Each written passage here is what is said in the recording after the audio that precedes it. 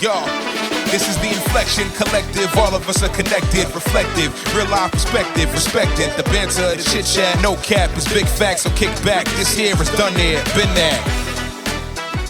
New year, we still here. 2024 is here. It is the Done There, Been There podcast with Mike Hill and my girl Eunice Elliot. Happy New Year, Eunice. Happy New Year, Mike Hill. 2024, I am claiming victory over this year. Although my team did not claim victory on New Year's Day, I'm going to go out as a winner this year.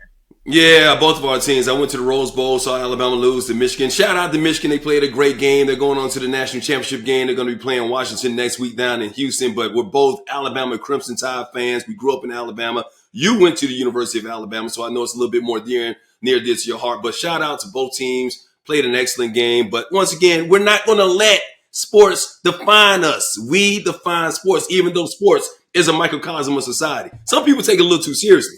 We love sports. I will say, as a Bama grad, my senior year, we lost every home game, including homecoming. So I'm actually one of those rare Bama fans who knows how to lose. But you know what? I think both playoff games coming down to the final second, coming down to overtime, proves that the committee didn't get it so wrong. So I think everybody enjoyed a lot of good football on the year. Yeah. Shout out to all the Florida State fans out there. Shout out Florida State, Georgia. We get it. Yep. Now, listen, one of the things that we got to enjoy was a little time off. We just launched Done There, Been That, and we enjoyed the Christmas week off. But boy, did we miss a bunch of hubbub during the week. So we do want to just touch on a couple of things that we missed during the week while we were off. I actually got quite a few text messages from people asking for my Simone Biles take. If you guys are not familiar, first of all, where have you been? But Jonathan Owens, yes, who? Yes. Simone Biles' husband was on a podcast, and she was actually there too. But anyway, the Independent podcast, they were talking to him, and at one point, you know, it's like, okay, we don't want to talk to you about football. We want to know, how'd you get Simone Biles? And, you know, I thought that was a very good, interesting question because, you know, it's like, hey, if you want to know how people hooked up, how they connected. Simone Biles' husband shared a story about how they connected on the dating app. Raya. It's called Raya, right? Right. Yep. And Raya is like for upscale, not necessarily celebrities, but upscale people. They have a different vetting process than most dating apps. And he said they swiped and, you know, they met. Now, the issue that I think most people took with how he told or shared the story, whether it's true or not, I think the exception was he said that he didn't know who she was. He had never heard of her because he had, I guess, been in football camp when she was winning the Olympics, and they didn't have the Olympic station in his college town, and all these different things. I think that's the number one thing where people are like, Yeah. Now I understand why he would say he didn't know who she was for two reasons. One, I think it's a more compelling story. And you're like, I didn't even know who she was. You know, I think he probably combats people thinking he got with her because she was Simone Biles. And I think even from her end, that's all people know her for, is for being the greatest Olympian of all time. So if you meet somebody who say they don't know you, that probably is endearing. But do you think he did not know who she was? Well, there's a possibility that he didn't. I mean, it's hard to believe. When I first heard it, I kind of like, oh, come on, bro. Everybody knows who Simone Biles is. But, man, that guy may have been focused. He may not be into the Olympics. He may not be gymnast. I can't be in his head. But what I will say is, like, as far as, like, the action of saying that he didn't know who she was, I think he had an excuse to not say that he was pursuing her in a sense because of who she was, because I think, as they told the story, she swiped on him. Right? So she showed interest in him. So I'll just let you continue that. That's the only point I want to make right now. Yeah, but I think the outrage, the public outrage, I'm speaking to what I think the public outrage was, and I have a different take than the public outrage. I think as the aunties, the older women, the women out here who have been dating, it is so hard to see certain red flags in your relationship when you're in it. I always say crazy has no reflection. So I think the red flags people from outside of their relationship feels like they are perceiving is, okay, he's trying to play her small. He's trying to humble her. He's trying to, you know, make himself a bigger deal than her, saying he's the catch and all that. Now, I think that's what was perceived from the outside of their relationship. I would say, speaking from personal experience, I have had men try to play the small, and it is what it is. They end up wherever, you know, the elephant graveyard, wherever they rest in peace. But this is what I think their dynamic is, and why I think Simone Biles is one of the happiest women in the world today, married to that particular man, is because Simone Biles loves a challenge. And Simone Biles likes to win. So the fact that he shared the story of him being the catch and she swiped on him and she sent him the messages and she drove 45 minutes. Simone's sitting there like, yep, and I got that prize. I got what I worked for. I got what I wanted. I saw it and I got it. Right. And I think that is the space that she is in. So I think they are probably potentially a perfect match because he is going to maintain the dynamic of you're doing a good thing to have me, and because she is a champion in every sense of the world, she's going to work hard to win that trophy.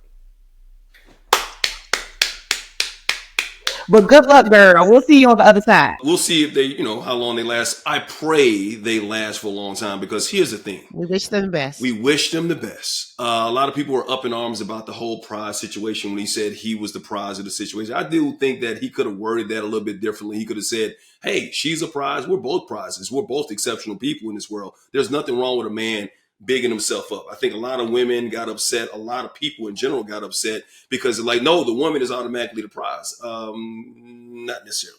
And then there were also some people out there that were basically saying that because she's a celebrity, because she is the big name, that is what makes her the prize. And I'm like, no, because would Cassie say that Diddy is the prize? Probably not, because he was the big name. He was the big celebrity. So we have to be careful when it comes to situations like that. Now, as far as him swiping left and being there and everything, he was asked a question that he answered.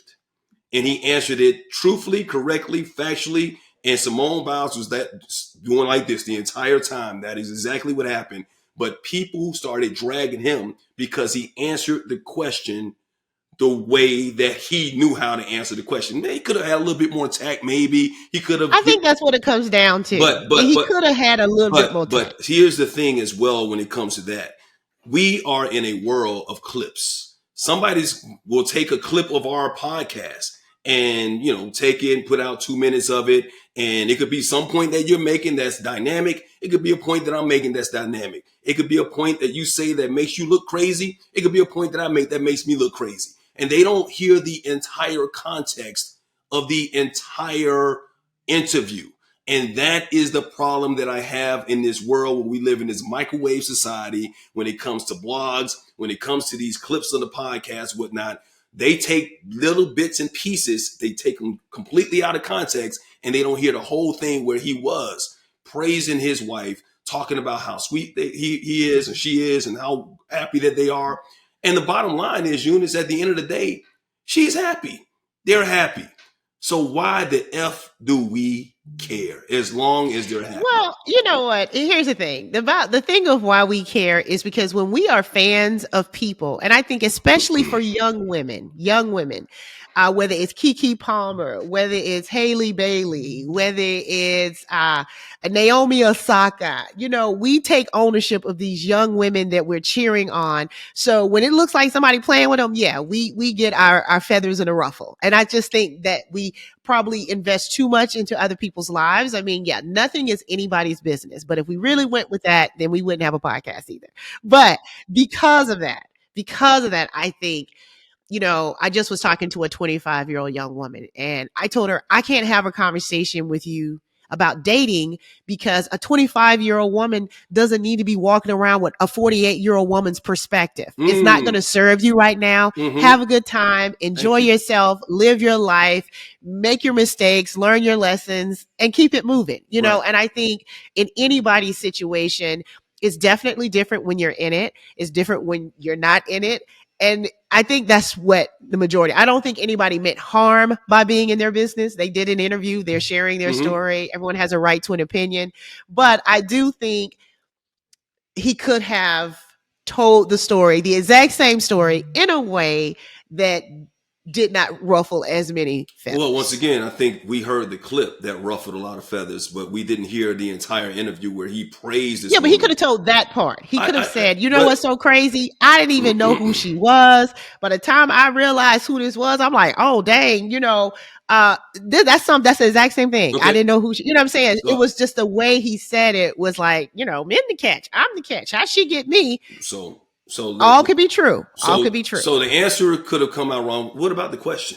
And I love Ryan and all those guys. Oh, I thought the question was leading. I thought Ryan Clark egged him on, saying, "Oh, so you saying you didn't even want Simone Biles?" And I thought it was odd when Ryan came out the next day trying to act like we created something that they really created and kind of put him in this situation. Now that still was on him to say, "Hey, me and my wife called each other. Right. Hey, we have this fun." I saw another interview where she was talking about how they have that friendly competition of who's the better athlete, and they actually agreed not to discuss it anymore once they got married because it starts arguments between them because they are both They're very competitive. So if he's a competitor, if he's somebody who believes in himself, who's worked hard, who's, by the way, a starter on the Green Bay defense this year, so he's not a scrub. He's not like a person that's on. I'm not even saying that if you make an NFL team, you're a good player, right? Or you're good enough. One of the few that can make the NFL roster, but he's a starter for this Green Bay defense. So we may not know his name, just like we talked about a couple of weeks ago, but he is not a scrub. So when somebody comes to him and like, man, how did you get that? It make you kind of feel like you put in a small situation like, why, man? I deserve to have happiness. I'm somebody too. Just like, but I think that's a defensive way to take it. It's like, I know, right? Like, I am so, if I ever got a great man, let me say this right now as a woman in retirement from dating, but if I ever connected with a great man, as much as I know I am a prize to behold, I'm gonna be just as hyped up on, man, the fact that I was able to connect with this man is a blessing for me too. Let me tell you the story. I get that. That's all I'm saying. That's all I'm saying. That's the maturity Right, and stuff that's like all that. I'm I saying. understand. I get that. Yeah. Because I don't think anybody would ever go to Michelle Obama and said, how do you get Barack? You know what I mean? If they didn't know because we know better. We already know the story. If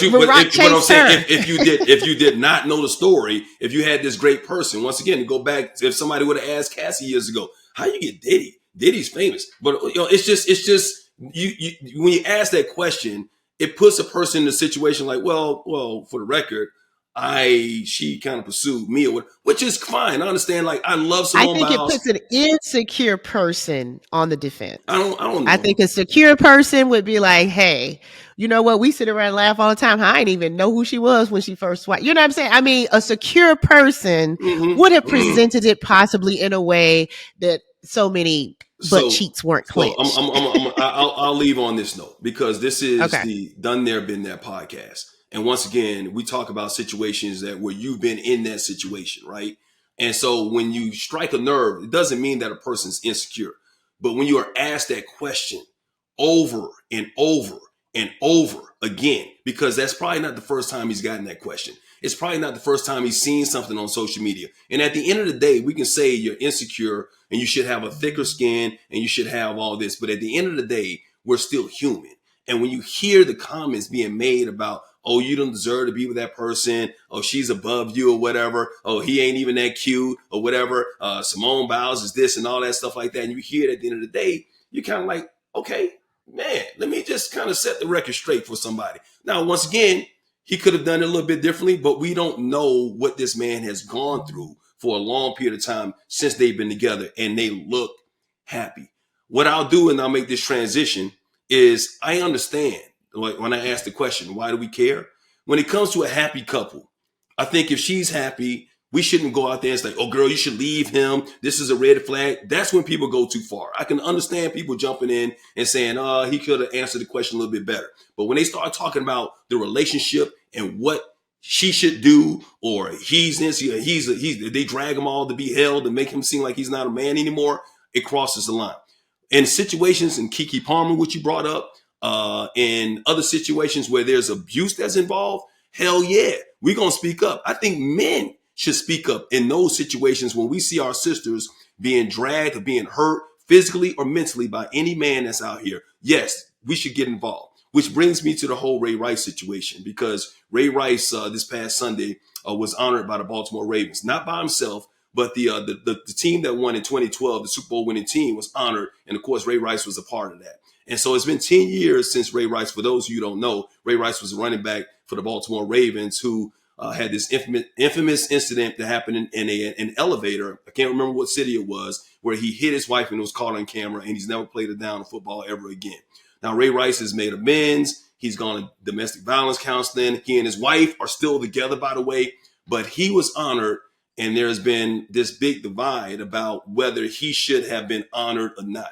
There's a lot of people that are saying, yes, okay, well, it's been 10 years, he's put in the work. But there's still a lot of people out there who feel like because of what Ray Rice did in that instance on that elevator, that he should never have any kind of honor whatsoever, or he'll always be labeled as this domestic violence or this abuser. What do you say about that, Eunice? I think two things can be true in most situations. I think a lot of our heroes have demons. Mm-hmm. And I think before the world of social media and cameras everywhere and access to a lot of information, there's a lot of people that we celebrate to this day that if we knew the inner workings of their lives, we would be like, dang, and some of them have come to light. You mentioned Diddy or a Bill Cosby, or, there's a lot of people that have fallen from grace because things that may have been private were made public.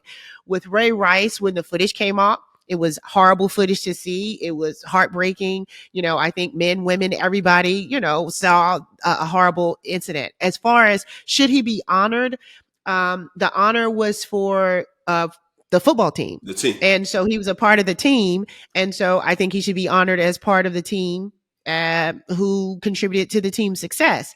Should he always be remembered for that one day on the elevator?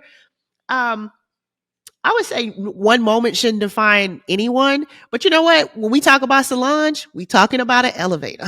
So what I'm saying is sometimes that's just how that goes, right? Mm-hmm. It might be, let's use it for a great example, someone that does something amazing. Let's say Tiger Woods is a great example. Mm-hmm. Tiger Woods had so many years being the top of golf and being the top star and marketing and endorsements. And then when he had his fall from grace, that was every punchline, that was every story. But at the end of the day, we still get excited about Tiger Woods on a golf course, mm-hmm. right? And so, we are all a sum of our parts. None of our parts are perfect and without flaws and injury and mistakes. So I'm fine with him being honored with the team. It was a football honor. He was part of the team that won, and I'm fine with it. Yeah. Well, I'm happy. Would I ever date Ray Rice? Probably not. Well, he's married, so probably wouldn't want to do that. Okay, and that means what? Well, he's married and he's happily married, and his wife Janae is still with him, and they've worked through it all. Here's the thing I feel about Ray Rice is that, okay, yeah, did he do something that was crazy and violent? I can't stand somebody who puts his hands on a woman. I saw my mom be abused, and that's something I will never, ever condone in my life. If I saw a man that I didn't know putting hands on a woman that I did not know, I'm intervening. I'm getting involved. And I know people say don't do that because you don't know what he's going to do. But I'm never going to let a woman just get beaten the hell up by some man that's supposed to be trying to protect her or whatever. Arguments are one thing and all that type of stuff. I can stay out of it. I don't know what's going on or whatever. Only way I can see a man ever putting his hands on a woman is if he's defending himself and he's in harm's way and he's about to die or whatever, and he's got to control the situation, but never put your hands on a woman. Now, I do believe that one mistake should not define your entire life. What Solange did in the elevator, I don't know if you could say it was a mistake because she was defending her sister in a sense, but that, like you said, is what she is known for. And that's not fair to her because she's a very talented artist herself who happens to be Beyonce's sister or whatnot and all that type of stuff like that. And she was defending her sister, but we still tell those jokes, and that's not fair to her. So when a guy like Ray Rice has put in the work, when a guy like Ray Rice has gone and spoken to domestic violence survivors and talked to people about overcoming domestic violence and not allowing the next set of young men in this society to be the same person he was in that instance, then I feel like, okay, well, he has paid his debt in a sense to society, even though he didn't go to prison for it or whatever. His wife is still with him, working through it or whatever, and he's living his life as a good human being who seems like he could be a good man. Like you said, two things can be true. He could be a good man who made a very terrible mistake. People like Chris Brown, we still remember Chris Brown for what he did. I think here's the difference, and I think this is the reason why Chris Brown gets vilified still, Ray Rice gets vilified still, is because we have video of Ray Rice. We had pictures of Rihanna. And I think when you see the images of domestic violence, that is something that is hard to get out of a person's mind. So you can have people like Charlie Sheen doing things like that. people, and I'm not just trying to throw them under the bus or anything. I'm just throwing examples out there. People like Mike Tyson, who has been, domestic violence and all that type of stuff like that, and convicted of rape. And I'm not trying to bring up the person's pay. I'm just trying to make a point. So Mike, don't get mad at me or whatnot. And Mike Tyson, Mike, he said it. I didn't. Don't get mad at me. But we've seen them be able to make mistakes and move on with their life. And now they are beloved by most of society. And nobody ever brings that up. And I'm not saying that they should. So what about a guy like Ray Rice, who made that mistake and is trying to move on with his life? Why can't we allow certain people to move on with their life while we praise other people who are guilty of a similar crime? That's the problem that I have with a select outrage. Yeah, I think the selective outrage is based on actual evidence, seeing footage, seeing pictures, seeing video. Those are things that I think when you have an image or something, yeah, that's what stays, right? So when you hear Ray Rice, you see the elevator footage. I mean, and you can put all his stats and all his football accolades, and you can remember games you saw him succeed in. The elevator footage is what comes to mind when his name comes up. That's unfortunate for him, and unfortunate anybody who would have one moment in time that was captured on film, define him. That is unfortunate for anybody across the board. But I think as a mature adult, one of the biggest challenges we have, and it's because of social media, it's because of the podcast, even though we're here on one, because of cameras, because everyone feel like not only is more information accessible and available to us, more people feel like they are owed information and access.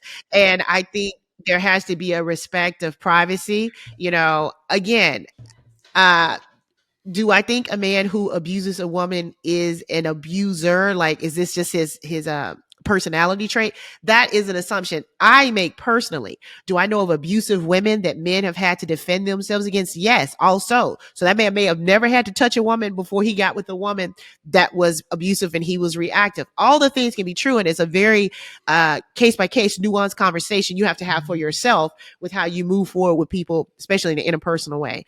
But as far as like somebody doing something, making a mistake, paying the price and all that, I mean, I don't know that we should keep talking about it.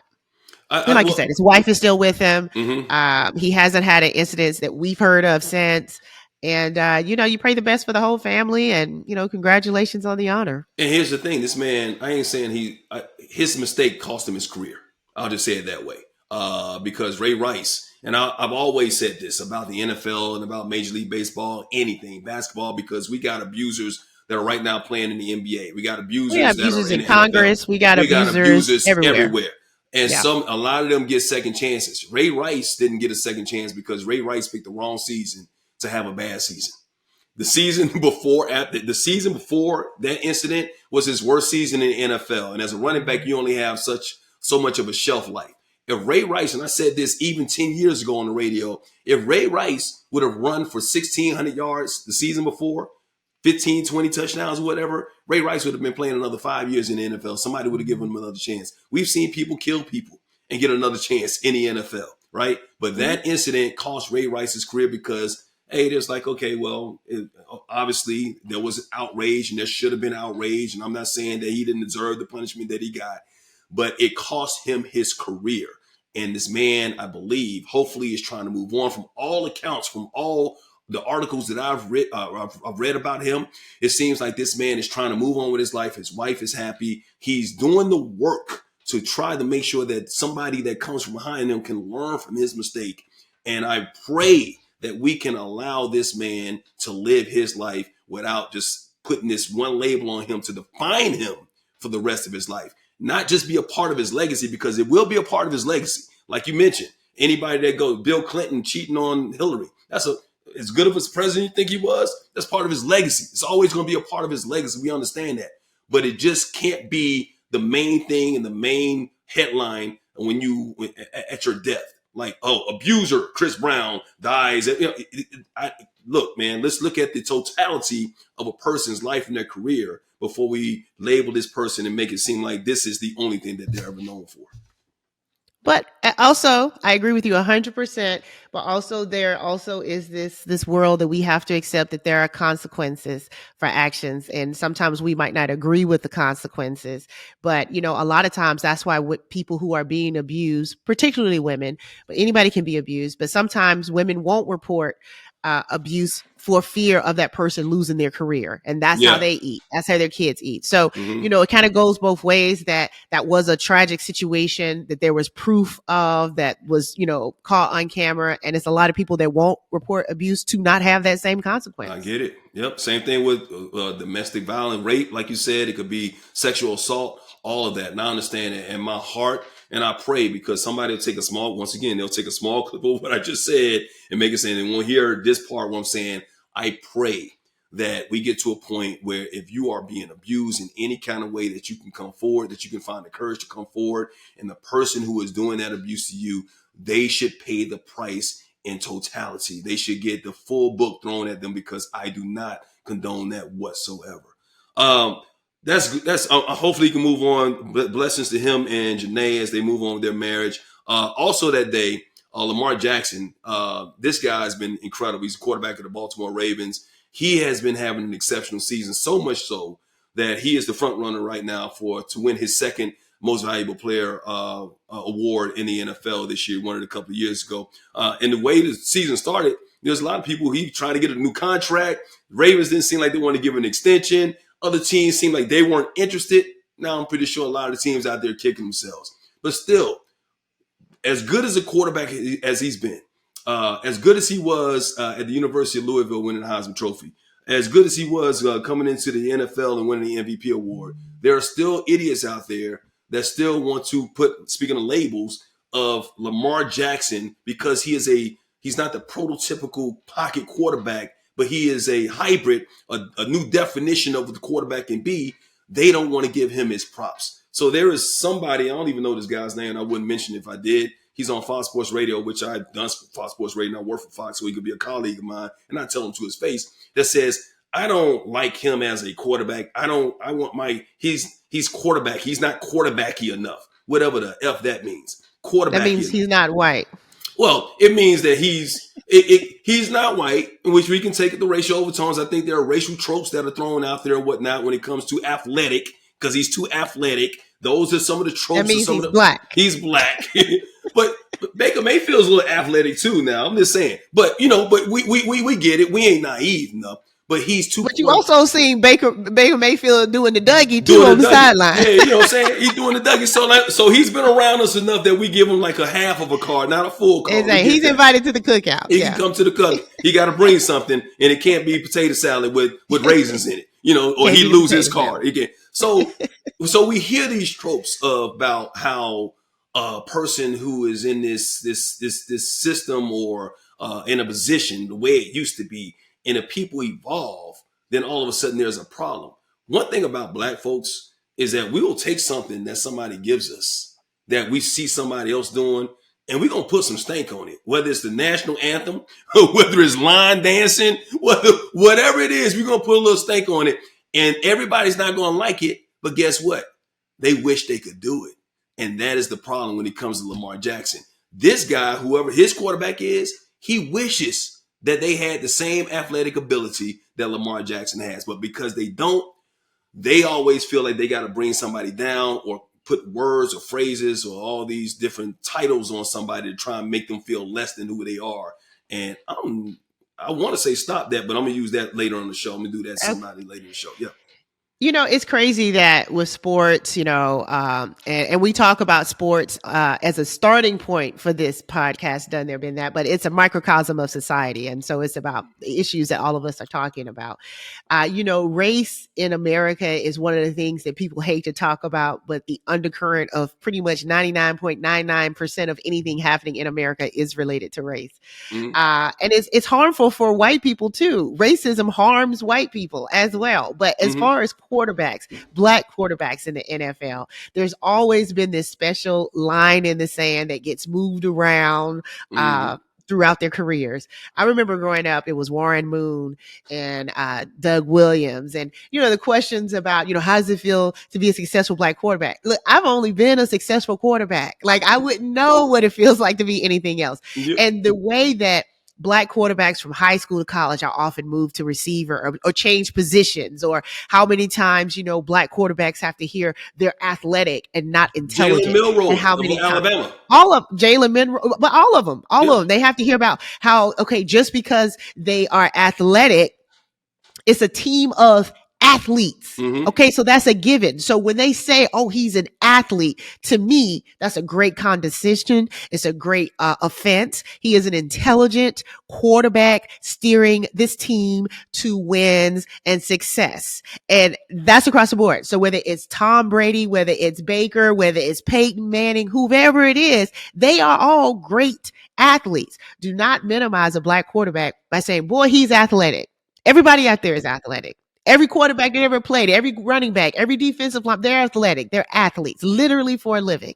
And so what's crazy is it's almost like it's very equivalent to, there's this sense of audacity on both ends that you see when you see certain people exceed and excel. Lamar Jackson being a great example of someone, whether it's his mom helping negotiate his contract, just all the things, he did it his way. And so how does he have the audacity to be great? How do you have the audacity to succeed? And I think when you see certain people of a certain race exceed expectations that they never put on themselves, is what the world put on them. Unfortunately, they feel you are too audacious. The Williams sisters got it. They are how dare they? Tiger Woods, how dare you succeed and be great and dance and sing and celebrate and speak multiple languages and set the bar so high? Simone Biles, how dare you use those moves in competition? We're going to deduct points from your routine because nobody else can even try to do it. How dare you? Yes. Keep it moving. No, you're absolutely right. Everything you're saying, man, you're spitting some bars right now, because that's it's old news, right? It's old news. How dare you? How dare you? It's in, like, it's not just in sports, it's in society too, man. Life. When you start moving up, like, first of all, like, I was told when I was coming up, not that I was a good sportscaster. I've been told when I was in the place, do you want to be a sportscaster? You want to be a Black sportscaster? So do you want to be a sportscaster, or do you want to be a Black sportscaster? I'm like, well, I want to be a sportscaster, but I'm Black. I mean, like, what the hell does that mean, right? I've also been told that, well, Mike, you're going to move up, and I've been told I was going to go to ESPN when I was in Fresno and Hagerstown, Maryland. I've been saying, and not because of how good I was or the potential that I had, but I was going to be in a top 10 network market because you're Black. Been told that. Now, I don't listen to that book. I don't pay attention to it or whatever and stuff like that. But you hear that, and you hear how a lot of people try to bring you down a notch because they feel like you're given something instead of it being earned, or because you got a special set of skills, or and a lot of people hate on you. And this is in general, not just in a racial standpoint. Haters come from people that aren't doing better than you for the most part, because they can't do what you're doing. So because they can't do what you're doing, they have to find a reason to bring you down, right? You ain't never met a hater that's doing better than you. So they got to find something negative about what you're doing that's so great, because they can't reach the level at which you are. So instead of trying to strive to be what you are or reach that level in their own way, the better thing for them to do is, and the easiest thing for them to do is, let me snatch him off his pedestal a little bit more. And the other end of the hating spectrum is, if somebody is doing something better than you and they see you coming up and you're doing something great or wonderful, whatever, guess what? There's a threat.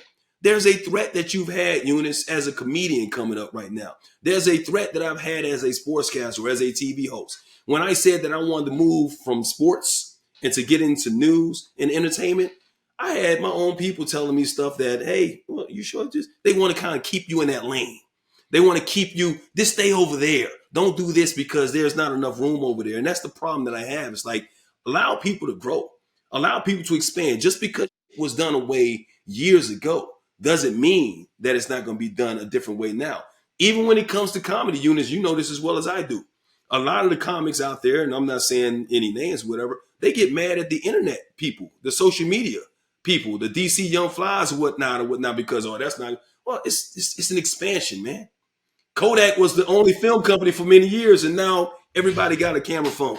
I think that's the biggest thing is that you said it's a threat. I can't tell you since I moved to Los Angeles almost a year ago how many white male comedians have told me, "Oh, well, you're going to have an easier time because you're a Black woman. No one's checking for us anymore."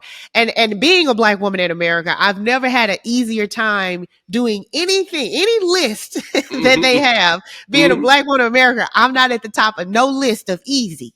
And so what it is like, listen, there's not a market where you're not going to be. And actually, one of the people who told me that I opened for them, he's a huge name. I won't say his name, but I opened for him. He's huge. And he says, "Oh, well, it's going to probably work out for you because, you know, you're a Black woman. You came at the right time." Now, that could also be true. Right. I can also say, hey, more Black people are getting more opportunities. More women are getting opportunities. We're looking at the Issa Raes and the Quinta Brunsons and the Natasha Rothwells and the Lena Waifs and and the Robin Thede. We can call out names of people, the Ava DuVernays, the Shonda, the Oprahs. We only had Oprah, right?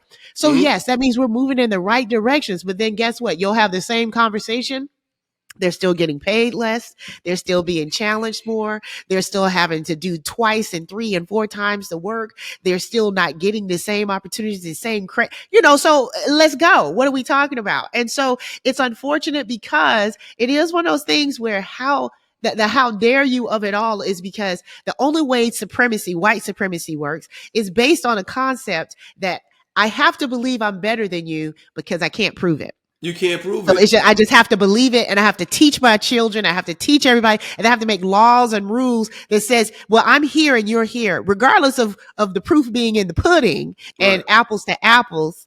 And it's unfortunate, but it's not something for me. I've decided, I've chosen whether it's white supremacy, whether it's racism, whether it's capitalism, whether it's patriarchy, all the things, the systems that have been created to keep a little cute chick like me down. I have decided not to participate in the gaslighting of myself. Exactly. And I just pick and choose my battles. I try to live a happy, healthy, wonderful life. I try to excel in spaces where I'm welcomed and championed.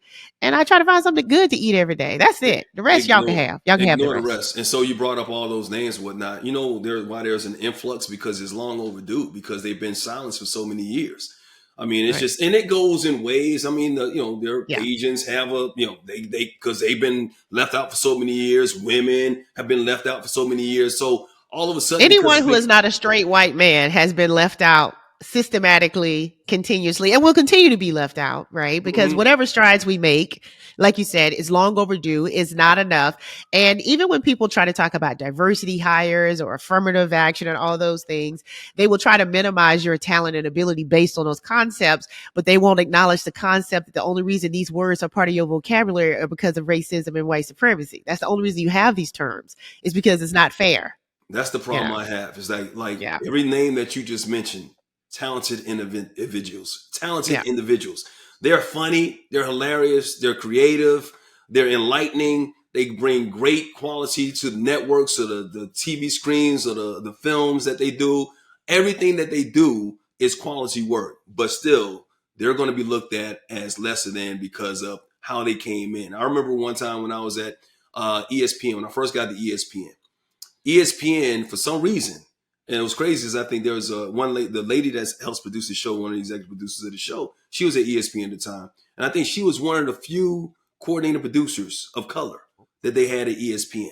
And so maybe you remember this too, or maybe it was the tail end when you were there, but they hired all of a sudden, because they didn't have any coordinating producers and they were getting a lot of heat, they hired an influx of coordinating producers. I think they hired 5 black men as coordinating producers all at the same time. Now, should they have done it that way? Maybe not. Maybe they should have eased it. But like if you throw all of them in at the same time, then guess what? Some of the producers who've been waiting around to become coordinating producers, they'll think, okay, well, the only reason they're here is because they're black and because they're being forced to.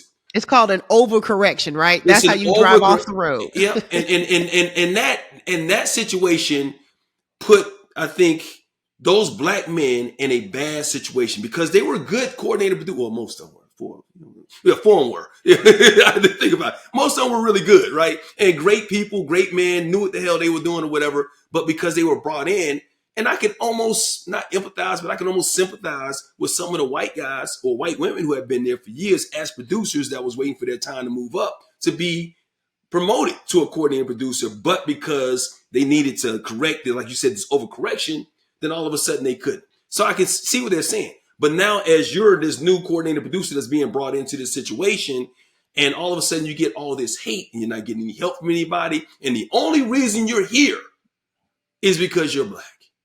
That puts you in a bad situation. Going back to Dallas, this guy told me, hey, same guy, do you want to be a black?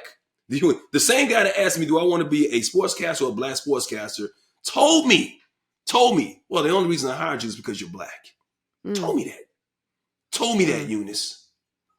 And I'm like, well, you can fire me now. And I told him straight up, I said, if that's the only reason you got me is that you can fire me now because I don't want to be hired just because of my skin color. Does it help? Yeah. If there is a need for something, am I a voice? You need a voice to come in and correct some shit that y'all been messing up for many years? Absolutely, because I'm going to come in and I'm going to use my voice. I'm not just going to be a face. And that's one of the problems that I have when you do, if you are hired as a black person to correct an issue, you should come in there and not just be a face because you can be wallpaper. And a lot of people use that wallpaper and say, hey, look, we got one of them. We have an Asian, we got a woman, we got an Indian woman over here. We got this black man over here. So we have diversity. But guess what happens in these boardrooms when decisions are being made? They don't have anybody that has a voice in that boardroom. I'd rather have 12 white men in a boardroom if 6 of them speak up and have black voices than have 6 black men and 6 people of white people in a boardroom and nobody speak up for black people. If you don't have the voice, you shouldn't have the face. You're just a piece of wallpaper that's put there. And I refuse to be anybody's damn wallpaper. So when somebody says this, I'm special. You're special, Eunice. You're in this business. We're going to do a show together on Thursday. We'll talk about that at the end of the show. But, I'm starting to get into comedy. And I feel certain people saying, well, the only reason you're getting this because your social media following, because you was married to so-and-so, whatever. No, I didn't ask for it. People are giving it to me. I'm going to take the chance. Am I going to say no? No. But I will also do these open mics. There ain't nobody in. I will also come in here and do a performance for my friends when ain't nobody here. Ain't nobody laughing. You know what I'm saying? So I'm willing to put in the work. People don't realize when you put these labels on people like Lamar Jackson, you are taking away from his accomplishments and everything, all that hard ass work that he's put in on that football field to be the person he is. So please, I know this ain't the segment. Stop that. Stop it. Stop that.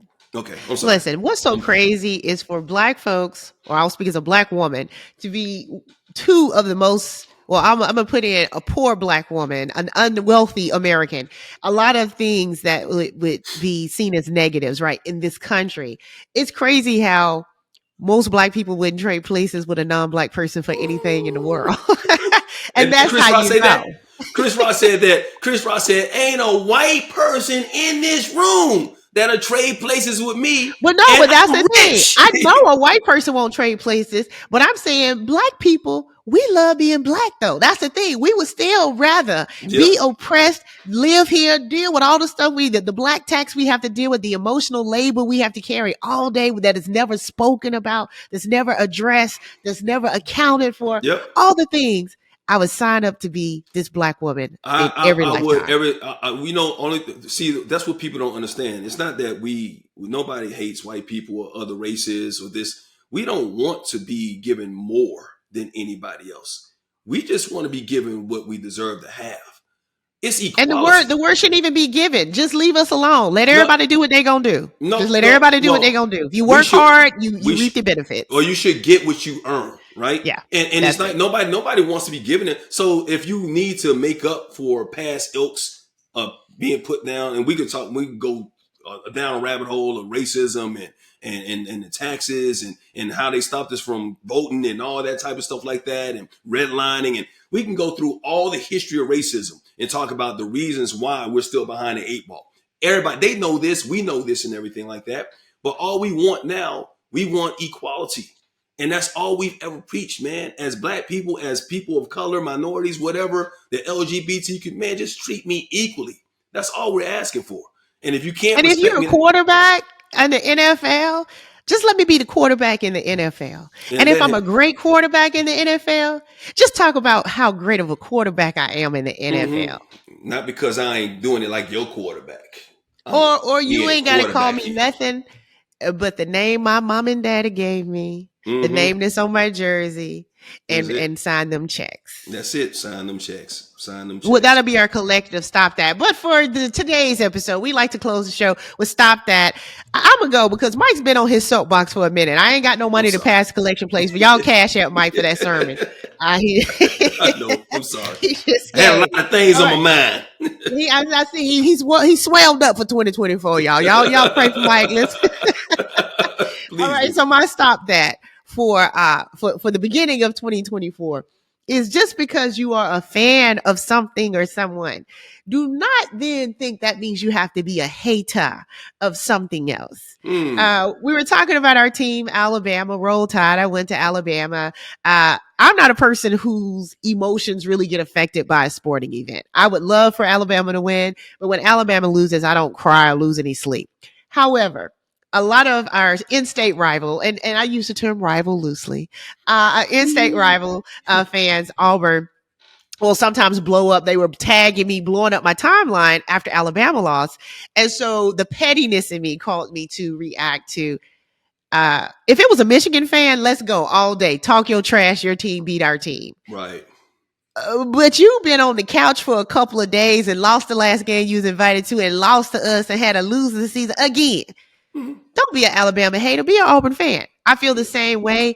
If you love Cardi B, you don't have to hate Nicki. If you love Nicki, you don't have to hate you don't have to hate Meg. If you like Beyonce, you ain't got. So I just hate that when people are fans of something, they think they then have to become a hater of something else. You can love LeBron James and Michael Jordan. Like two things can be true. It's okay. So stop being a fan and let your fandom cause you to be a hater. Because even whoever you hating on is literally doing something at a very high successful level.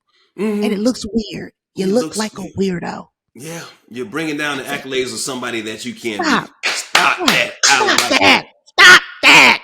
My stop that is please stop being somebody. I hate the folks who come around other people for what they do and not for who they are. Stop that. Stop that. We live in Hollywood. There's so many, we talk about the fake people out here, but there's so many fake people around the nation and around the world. It's about, I've been in situations where I don't call myself famous. I'm not famous. I'm familiar. Famous people are known. Famous people know, walk up to them and say, oh, you're so-and-so. You're that person's name. I'm that dude. I'm like, where I know you from? That's familiar. I know you. I'm familiar. I'm not famous at all. So I don't even consider myself a celebrity. But what I also hate is like when somebody finds out you can meet me and be an asshole and just be standoffish, your energy could be messed up. And then somebody happens to mention, oh, he's the guy that's on ESPN, he's on Fox Sports, he was met by all this. All of a sudden you perk up and all of a sudden you get happy and you want to be my best friend. And I'm just using myself as an example, but I see that all the time. I have friends who will not speak at a party full of executives because what people don't realize is the most important people in your life are people that you probably won't know. It ain't the people that's on air. You heard the Taraji P. Henson's talking about, hey, she's famous. She's on red carpets or whatever. She's an actress. She's trying to make it out here just like everybody else. The people who are famous are the people who you don't know and you wouldn't even talk to because you think that they're nobody. So when you start learning how to speak to people who you think are nobodies, or people who are just in general not famous or whatever, I guarantee your life will be so much better. So stop that when it comes to just like trying to be nice and friendly to people for what you feel like they do and not for necessarily who they are. And I'm not even saying if you find out that person is executive that you should go up and talk to them. That person could be somebody that could help your mom out because they know somebody that's giving a kidney and your mama need a kidney. I don't know. I'm just throwing that out as an example. So let's stop just ass kissing celebrities or whatnot, or all these people out here that has a name for themselves just because of what they do and not because of what kind of person they are. That's it. Stop that. He said, stop that. Now, I want to add something to that, stop Okay. that, because I feel like the example you gave was very high level. You gave Hollywood, you gave actors, actresses, executives. Let me bring it down to you. Everybody who knows me knows I have a Walgreens list. Okay. And since I moved to Los Angeles, the Walgreens list has grown. I'll tell you what the Walgreens list is, and we're going to wrap this up. But this, what you said is the Walgreens list. Mm-hmm. So years ago, when I was a TV news anchor in Birmingham, Alabama, there was Walgreens right down the street from the studio. And sometimes I would run into the Walgreens to grab some things. Mm-hmm. One day I was standing in line in Walgreens with my purchase and what I wanted to purchase. And there was a young white woman with 2 young children with her. And the older white woman, who was the cashier, was talking to the people in front of me. Mm-hmm. And their transaction was done, but she kept talking to them. So my thought is, oh, this lady is going to talk me to death when it's my turn, because she won't even let them leave the store because she's still talking to them. As I came up for my turn, she did not say one word to me. She did not say good morning. She did not say, did you find everything you need? She didn't say nothing. And I noticed it because I was ready for her to talk me to death because I saw how much she was talking to the person in front of me. So I put in my phone number in the little Walgreens thing, and my name comes up on her screen, and she says, Eunice Elliot? Oh my God, I watch you every morning. I refuse to say a word to this woman. I could not say one word. So I just finished my transaction. I refuse to say one word to this woman, right? So I leave the Walgreens. I ain't thought nothing else about this lady. I go to the Walgreens the next week. I see she has a line of people. She sees me coming to the door. Oh, that's Eunice Elliot. Oh, yeah, she comes in here all the time. I turned around and walked back out. I refuse to go back in that Walgreens because what you won't do is talk to me now that you think I'm somebody to you when I was somebody when I walked in the door. Exactly. So since I've been in Los Angeles, I've seen people who handle me one way when I say, oh, I'm just a country bumpkin from Alabama trying to make it in Hollywood. And then they start following you on social and they start seeing your relations and your connections and your experience and your background and your talent. And now they want to be all up in your face. No, baby, you on the Walgreens list. Okay. All right. I'm going to have to get me a CVS list because I don't go to Walgreens. I'm telling you, baby, it's a real thing. I like it.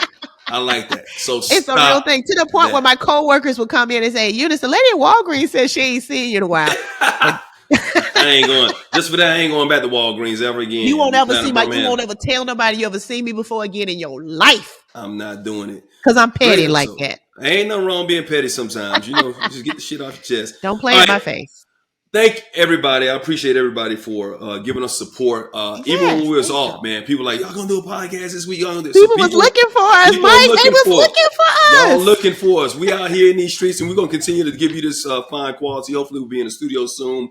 But subscribe to the podcast on iHeartRadio, wherever you get your podcast, and watch the Done There, Been That channel on YouTube. You like those clicks. So yes, Mike Hill is entering the world of stand-up comedy, and just so happens I had nothing to do with it, that we will be performing this week on the same show at the Comedy Store for Crack 'em Up Thursdays. I would be hosting the show, and I saw all the comedians, and I saw Mike Hill's shiny face in a box, and I will tell you, I'm looking forward to it. We will be back next week. I'm Mike Hill. I'm Eunice Elliot. We love your comments too. Make sure you comment, subscribe, like, share. We'll see y'all next time on Done There, Been That. Stop that. Stop that. Walgreens.